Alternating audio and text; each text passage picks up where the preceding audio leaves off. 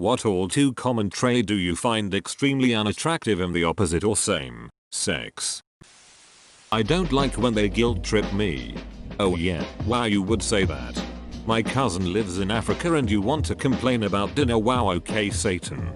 My ex almost joined the army a few years before we met, but didn't because he said the training sounded like super hard, and you went and watched a war movie with your housemates? You're so fucking insensitive. Brandon.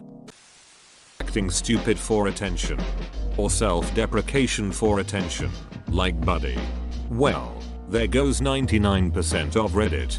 Self-deprecation is like humor writing. It's possible to pull it off in a way that's genuinely funny, but very difficult to do.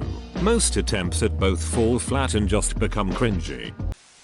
Shit-talking others to make themselves look better. Can the opposite be true too? People who shit-talk themselves constantly. Definitely, not to be confused with people who genuinely have low self-confidence though.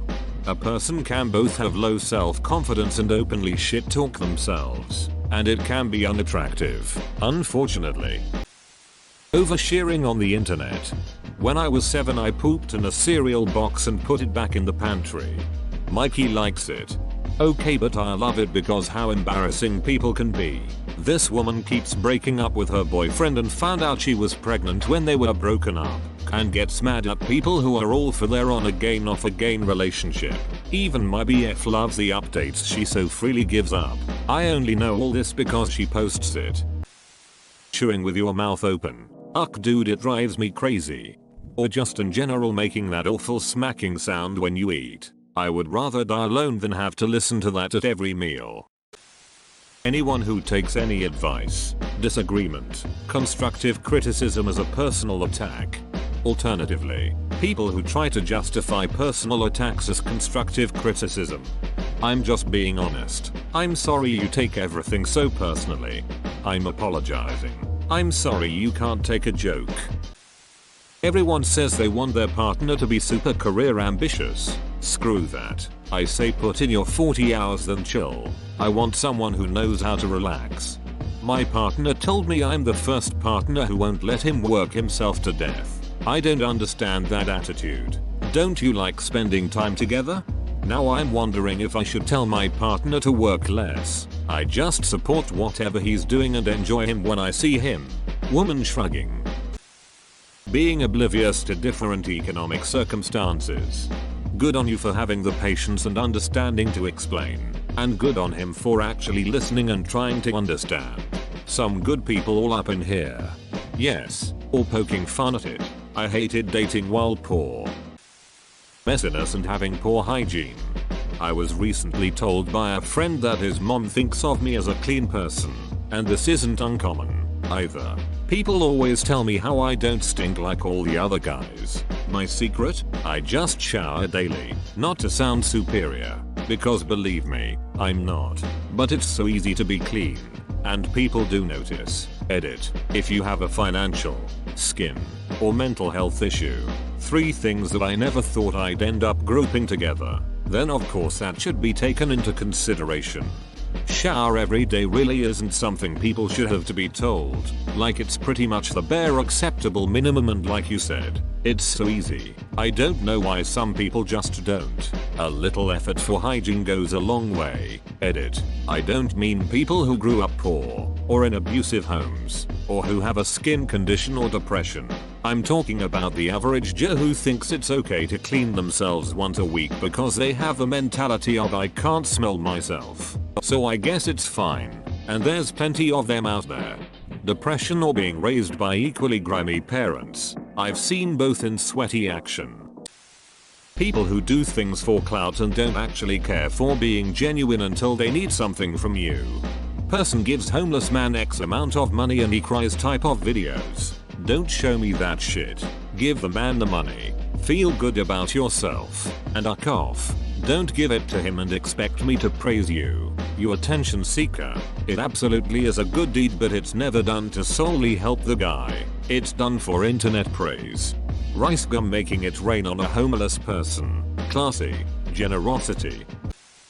And bragging about being violent. Bar fights ain't sexy honey.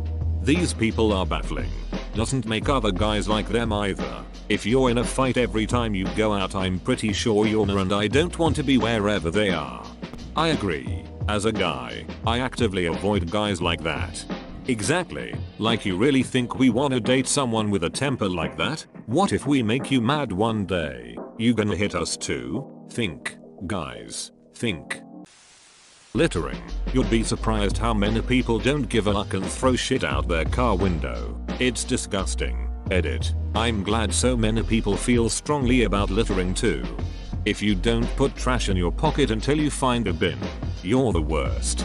I carry it uncomfortably as I don't want my pocket dirty.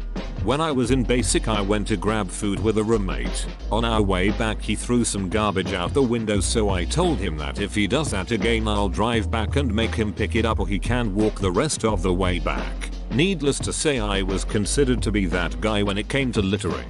Crazy how littering is so normal for some people that when you confront them about it, you're considered to be a weirdo. Hard to get turns to hard to want real fast. As a woman, I've had a lot of people tell me I'm too easy. Countless men and women say I come on too strong, aka respond to texts in a decent time, have sex quickly if I'm feeling it, etc. The irony is, I just weed out the people who are playing games really quickly because I don't play games. If they wanna chase, they can go find a girl who wants to be chased. I don't have time to waste manipulating my way into an unhealthy relationship. I've had the same happen as a guy. People always make comments on how I ask women out, tell them I like them way too quickly. But thing is, I used to be the guy that waited so long that we become friends and it gets weird. Or they find someone else while I'm mucking around. Now I make my intentions very clear very early on. Either you're into it or you're not. Had way more success this way. Same story here. Used to always be shy and afraid of rejection, so I'd wait for it to be the right time. To anybody else doing this, here's a pro tip. It's never the right time. Just fucking do it. You'll feel better in the long run. Now the moment I acknowledge that I have any sort of feelings, I let it sit for maybe a week or two max, to make sure it's real feelings, and then make a move, which is usually along the lines of, hey, want to have dinner sometime? Or for more distant relationships, I hope this doesn't come off as creepy, but I kinda have a thing for you.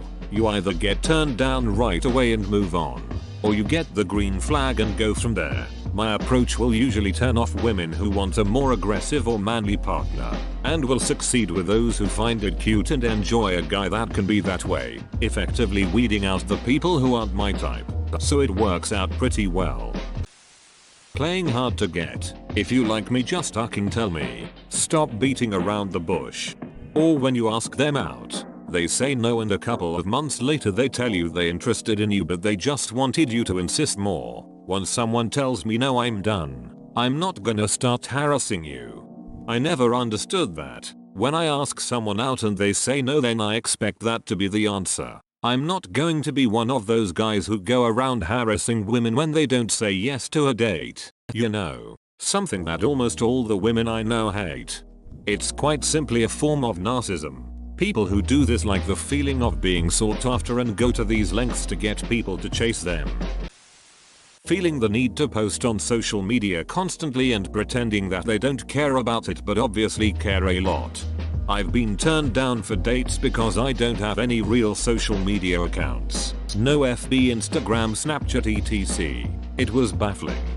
Some people use social media as a background check, so I wouldn't take it personally. Exactly. I had a friend ask what he could do to help with dating after a 5-year relationship. I told him to post on social media so people can have a sense of who he is. It makes people feel safer. You can't catch every person you shouldn't go around, but you can avoid those incapable of faking not having red flags. Narcissistic. That goes to both genders. Overconfidence is really nasty, because it usually means that they think everyone, including you, is beneath them and treat you accordingly. I have enough enemies who try to put me down to lift themselves up in my life to not date one of them. Edit. Seeing as many people didn't like the word enemies, I'm here to explain. By enemies I meant RS in general.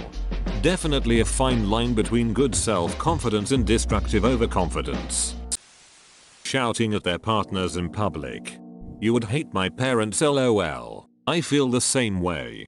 OHH. Well, I've been guilty of doing the same, and it's one of those things that make me feel like shite about myself every time I remember it. It's okay to make mistakes so long as you learn from them. Remembering embarrassing things is painful, but it's part of learning the lesson. Pushing you to do something you don't want to because everyone does it and it's fun. Seriously, what the yuck is up with dancing? I don't get it. You get to rub your dong on a chick's butt. Why? The inability to admit they are wrong, or when they apologize and then justify their actions.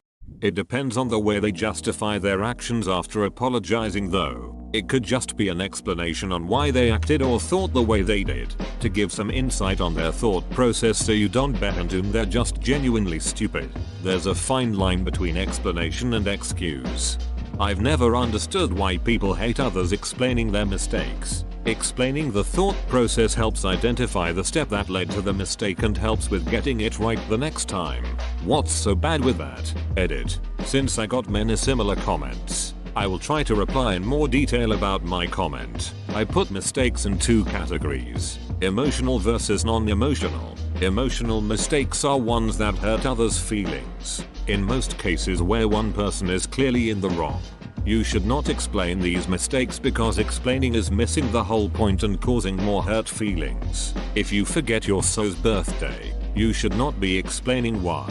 However, with non-emotional mistakes, for example, work, study, parenting children, not listening to explanation or even justification can be harmful and counterproductive. For example, if a child lies to their parents, it's crucial for the child to explain, justify their lying than to hear them say I was wrong. Another example, if a co-worker admits their work mistake, no longer shifting blame, it's important to learn their explanation justification to find the full step in their logic. 1. Pay attention to hygiene. This isn't rocket science. 2. Don't be rude or insulting to your date or other people. Putting other people down does not make you look better. 3. Don't be needy and expect any commitment after a few dates. Talk about what you're willing to commit to with them before deciding anything. 4. Don't lie. The truth will be always come out anyways. 5. Keep your hands to yourself unless they make it clear they're okay with it. Make sure to be specific about what is actually okay to prevent any major misunderstandings. 6. Be specific in your compliments, but keep them short and to the point. Also, telling someone that they have a nice ass, tits, etc. usually comes across as creepy, not flattering. Really, this applies to men and women.